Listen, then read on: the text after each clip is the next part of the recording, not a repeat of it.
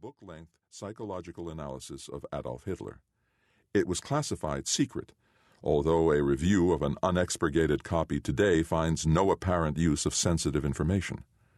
A landmark work, it brilliantly probed Hitler's character and personality, preparing the ground for many similar studies of other foreign leaders. It was a particularly appropriate model for a young Cuba and Castro analyst. That was not because I or any of my mentors compared Castro with Hitler or rejected his revolution out of hand. There was actually a lot of sympathy for what he was trying to do in Cuba, and we appreciated that he was one of a kind. Except for the Soviet Union, there may not have been any intelligence targets of so much concern in Washington. McGeorge Bundy, President Kennedy's national security advisor, is said to have kept 3 boxes for incoming mail on his desk at the White House. There was an in-box, an out-box, and a Cuba box.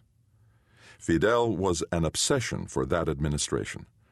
The Bay of Pigs fiasco in April 1961 and a number of CIA-orchestrated assassination plots against Fidel and his mysterious brother Raul were followed by the covert Operation Mongoose that unleashed terrorist-type raids and sabotage attacks on the island. Cuba's strategic alliance with the Soviet Union had been solidified by the time I joined the Cuba desk. Every property on the island owned by American citizens or companies had been nationalized. The list of grievances on both sides of the Florida Straits was long and ugly.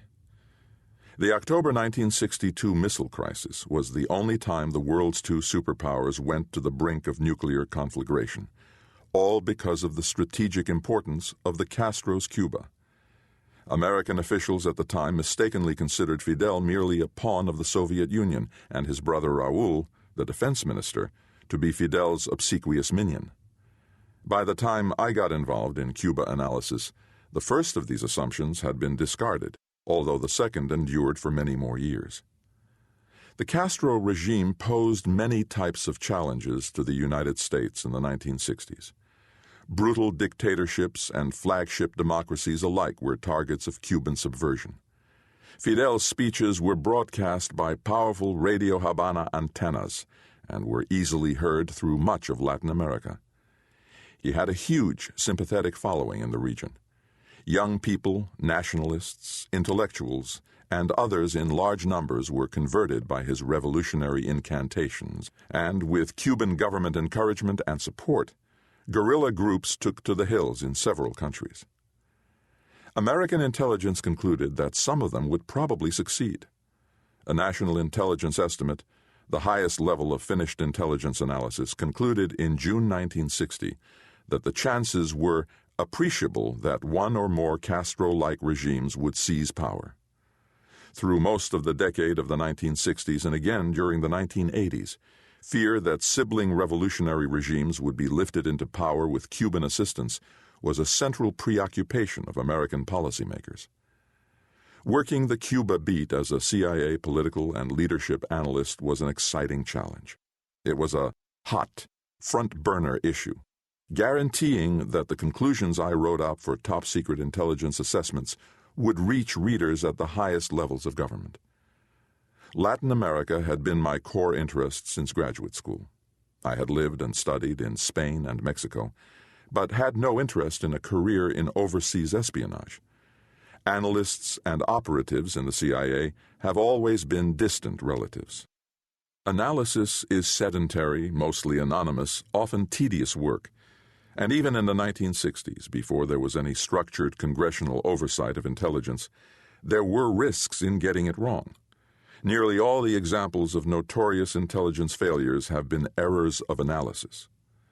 Nonetheless, there was nothing I wanted to do more than to examine the entrails of the Cuban Revolution as a CIA analyst. What that really meant was that I was dedicating myself to becoming a Fidel Castro specialist. He was one of the most complex, dynamic, yet inexplicable leaders of the 20th century. Raul, younger by 5 years and slated to succeed him since the earliest days of their regime, gradually rose in my thinking as an essential key to understanding Fidel. By the 1970s, I had concluded that Raul was underestimated by nearly all foreign observers an easy oversight considering his brother's titanic personality and charisma. I realized that Raul was his brother's one truly indispensable ally, and that his brilliant, steady leadership of the Cuban armed forces secured the revolution. Without him, it is unlikely Fidel would still be in power. The truth, I learned, was that each of the two was his brother's keeper. Their talents, styles, and proclivities intersect and complement each other. Raul's greatest leadership strengths are Fidel's most notable weaknesses. Where Raul is deficient in communication skills, strategic planning, and crisis management, Fidel is a grandmaster. Since the mid-1950s, they have worked together hand in glove with only a few known aggravations. I recently discussed the brothers' relationship with an astute former Cuban intelligence officer now living in Miami who knew them both. He said that if the Cuban Revolution can be considered an ongoing drama, then Fidel must be thought of as its director and Raul its producer. Fidel is the visionary. He has been the creative genius of its many acts and scenes for more than 4.5 decades, but almost none of them would have been possible without Raul's organizational skills. Today, as the aging and infirm Fidel is nearing the end of his reign, Raul is assuming a larger decision-making role and waiting in the wings to assume power in his own right. What kind of leader will he be?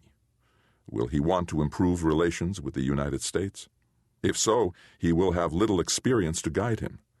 He has spent a total of only about 24 hours in the United States many years ago, and since then has expressed almost no interest in developing contacts with Americans or trying better to understand his neighbor. Raul has frequently been described as enigmatic.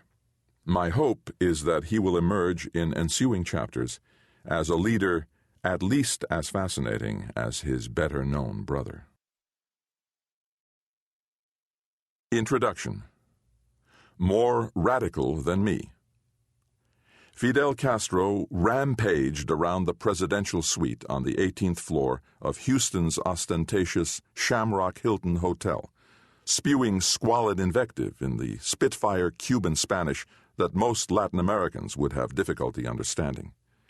He was exhausted after an 11-day whistle-stop tour of the northeastern United States and was infuriated with his younger brother Raul, the utterly unintimidated target of his wrath.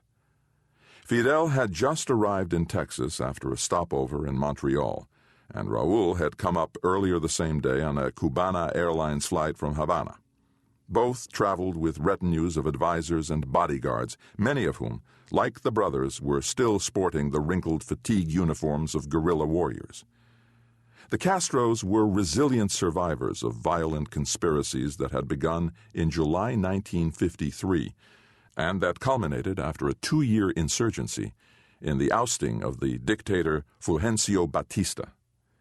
Raul had subordinated himself to Fidel throughout the entire revolutionary process, and until their shouting match in Houston, they had worked together with no evident difficulties. But at that moment in their government's infancy, they had come to diverge on a number of critical matters. They had different visions and priorities, at least for Cuba's short-term future. They seemed to have contradictory loyalties and affinities. Raul was in more of a hurry, more ideologically fixed, and less cautious than Fidel. Perhaps most ominously for the brothers' partnership, their trust in each other seemed to be plummeting. Houston turned out to be a convenient midway location between Canada and Cuba where they could meet and thrash everything out. One witness remembers them at the Shamrock that night spewing profanities at each other for hours, although nothing else of what they said was intelligible. It was late April 1959, not quite 4 months since they and their ragged guerrilla bands had triumphed in Cuba. On the first day of January, the Castros, along with the doomed Che Guevara and processions of other hirsute guerrillas under their commands, had descended from mountain sanctuaries to be greeted with a tumultuous reception across the island. They were young, exuberant, romantic heroes, like none Cuba or perhaps any other Latin American country had produced before.